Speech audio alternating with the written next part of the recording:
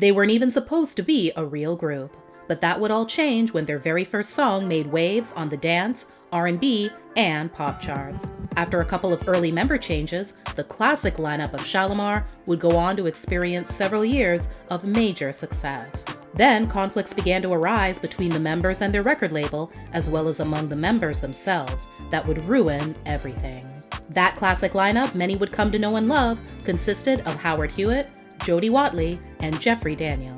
Jeffrey was born and raised in LA, so he was in the right place at the right time from the very start. As a dancer, one of his dreams was to showcase his talent on a new musical variety TV show that debuted in the early 70s called Soul Train. Chicago-born Jody also had dreams of one day making it to LA to get on the show. As fate would have it, her family actually ended up moving to the city. Both would find themselves on the set of the iconic show at the same time and eventually become dance partners. They also began dating. Meanwhile, Soul Train's booking agent, Dick Griffey, and the show's creator, Don Cornelius, decided to further milk the popularity of the show by creating a record label. And thus, Soul Train Records was born. In Shalamar's Unsung episode, the story that was told was that an independent producer came to the label with a track and asked if they wanted to release it. Dick and Don agreed. Now they just needed to find someone to sing it. Later, some controversy would erupt over who was really the driving force behind not only getting the song released, but also putting Shalamar together. A British man of French and Moroccan descent by the name of Simone Soussan is the producer that the track is attributed to, and it's been said that he, tapping into his Middle Eastern heritage, came up with the group's name. However, another producer, Ian Duist, also came out and said that the song was his idea, and he came up with the group name as a nod to a female vocal group of the 60s called the Shalamars. Ian also says that he even worked on the song with Simone, but didn't receive any credit. Could he be the independent producer referred to in the Unsung episode?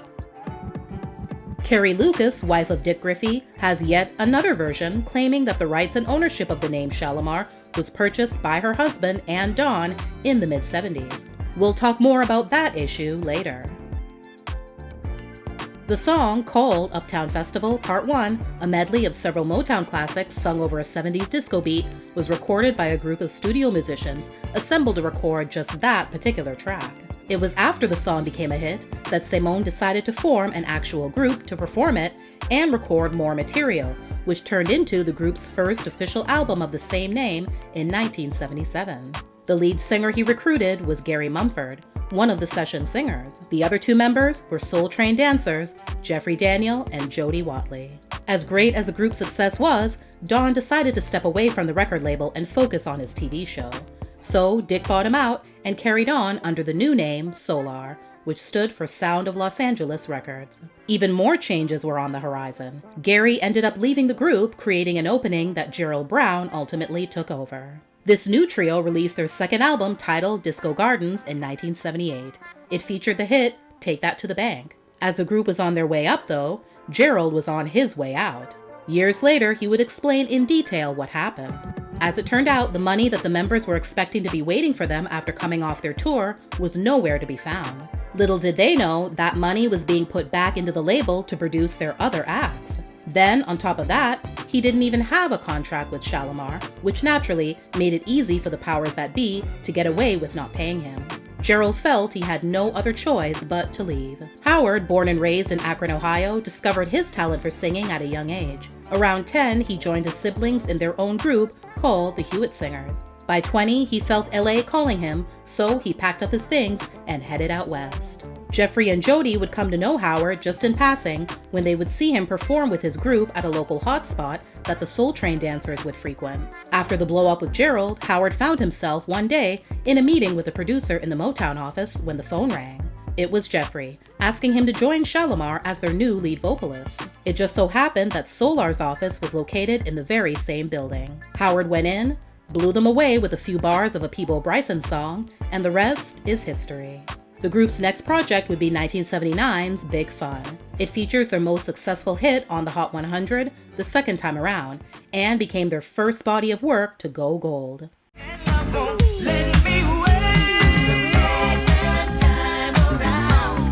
They'd done it. This trio's chemistry was undeniable, and it reflected in their accomplishments. Whatever chemistry that they did have on stage, though, did not translate off stage. In their unsung episode, Jody said that she and Howard didn't hit it off right away, and there was a lack of respect. Around this time, Jody and Jeffrey's dating relationship came to an end, and that factor probably contributed to some tension among the members as well. Issues with their label also began to rear their ugly head, as Dick's lack of respect for Jody and Jeffrey, who he always considered as just dancers and only there to back up Howard, intensified. Fun fact, singer, songwriter, and dancer Jermaine Stewart served as a touring backing vocalist for Shalamar for several years, developing a very close friendship with Jody. As the late 70s gave way to the early 80s, disco began getting on everyone's nerves and needed to go take a nap. Even though Shalamar were enjoying riding the wave of the genre, they knew they now needed to switch gears. Hence the much more soulful 3 for Love, the group's 4th album released in 1980. It went gold and features the popular slow jam, This Is for the Lover in You. The group's next 2 albums, according to Jeffrey, were recorded at the same time, but served 2 different purposes. 1981's Go For It served as the final album Solar ode to their distributor RCA before they left to join Elektra. It received indifferent promotion and only 1 single, Sweeter As the Days Go By, was issued. That other album though, that one would make up for everything. Friends, released the very next year, would go gold in the US, platinum in Britain, and release 4 singles, including the top 10 R&B hit, A Night to Remember. Another change the members felt needed to happen was with their style, and so they did, heavily influenced by the wave of new British pop acts coming on the scene.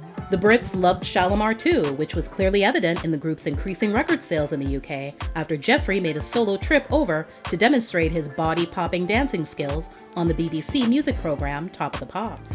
Jody and Howard weren't in attendance due to her being on maternity leave and Howard dealing with his marriage coming to an end. It was also on that show where Jeffrey premiered a dance move he called the backslide on television for the first time. That move would later be renamed the moonwalk by a very famous entertainer.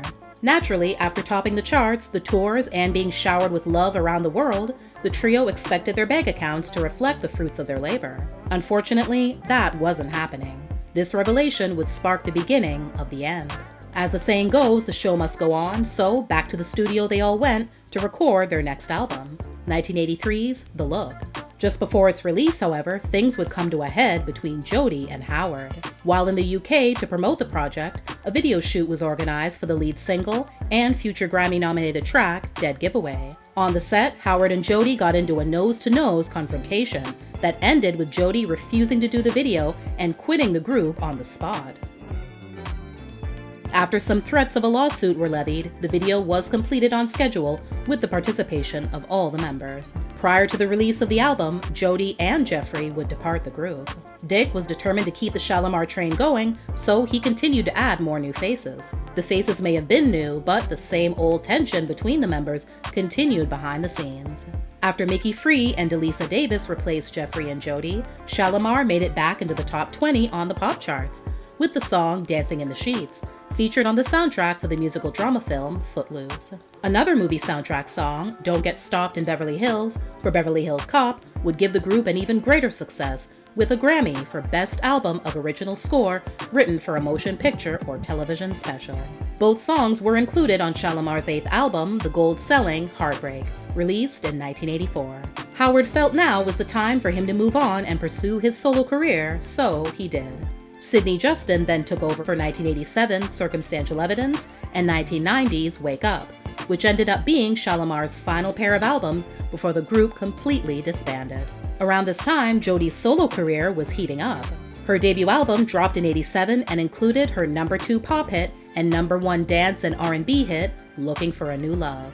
The following year, the project would win her a Grammy Award for Best New Artist. She's gone on to release over a dozen studio albums and EPs. Howard went on to have a successful solo career as well. Throughout the late 80s and into the 90s, he achieved several top 10 R&B hits, and to date has released numerous solo albums. Jody, Howard, and Jeffrey finally did reunite, sort of, in 1996 on Babyface's hit single, This Is for the Lover in You, a cover of the hit single from the group's 4th album, 3 for Love. A music video was shot in which the 3 former members of Shalamar were digitally reunited on screen. Later, they would end up in the same room for real during a Top of the Pops performance of the song with Babyface. Things must have smoothed out between the former colleagues well enough since around the same time, Howard and Jeffrey would get back in the studio with Jody to work on a song for her upcoming album. The song ended up not being used, but Jody has made a point to mention the experience since neither Howard nor Jeffrey have ever done so, and continue to run with the narrative of there still being major beef between them. In 1999, Howard and Jeffrey officially reformed Shalamar. 2 years later, they added Carolyn Griffey, a longtime friend and fan of the band, as well as the daughter of Dick Griffey. This version of Shalamar has been together ever since and continues to tour and promote the brand. Jody, who back in 1987 in an interview with the LA Times requested to not be asked any questions about Shalamar, was now apparently ready to speak her piece about her experience in the group she helped make famous. What could be the motivation behind wanting to open up now, you ask? Well, it all started with the group's Unsung episode in 2009. After it aired, Jody decided to set the record straight about some information included in the show that she felt wasn't accurate in a series of YouTube videos called Unsung Shalamar, Jody Watley Unfiltered. It's unclear as to why, but all of the videos have since been deleted.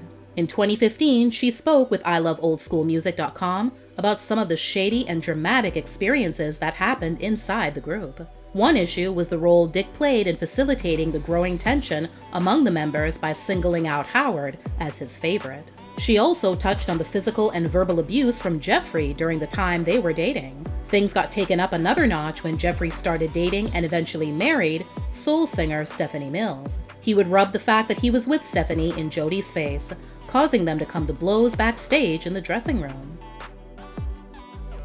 Also that year, Jody released a statement letting everyone know that as of May 2014, she became the legal and registered trademark owner of Shalamar. She felt compelled to pursue ownership after Howard and Jeffrey reincarnated the group with Carolyn while using Jody's likeness on promotional materials. She invites people to check out Shalamar Reloaded, consisting of herself at the helm plus 2 other new members. She also encourages fans to follow them on their new website and social media pages. So yes, that makes 2 separate groups using the same name and both featuring members from the classic lineup.